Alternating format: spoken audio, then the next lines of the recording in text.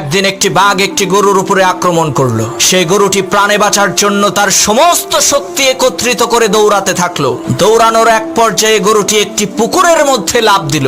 ঘটনাক্রমে সেই পুকুরের মধ্যে কোনো পানি ছিল না, শুধু ছিল কাদা। এদিকে গরুর পেছন পেছন বাঘটিও সেই পুকুরের মধ্যে ঝাঁপ দিল। এতে করে গরু এবং বাঘ দুইজনেই পুকুরের কাদার মধ্যে গলা পর্যন্ত আটকে গেল। তখন বাঘ রাগান্বিত কণ্ঠে গরুকে বলে উঠলো, ওই হারামজাদা, তুই আর লাফ দেওয়ার জায়গা পাইলি না?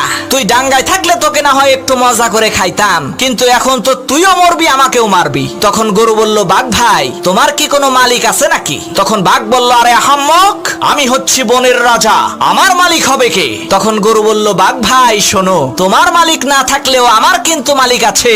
সন্ধ্যাবেলায় আমার মালিক আমাকে এখান থেকে উদ্ধার করে নিয়ে যাবে, আর লোকজন জড়ো করে আনন্দ উল্লাস করতে করতে তোমাকে পিটিয়ে মারবে। মনে রাখবা মুসলমান, তোমারও কোনো ভয় নাই, তোমারও একজন মালিক আছে।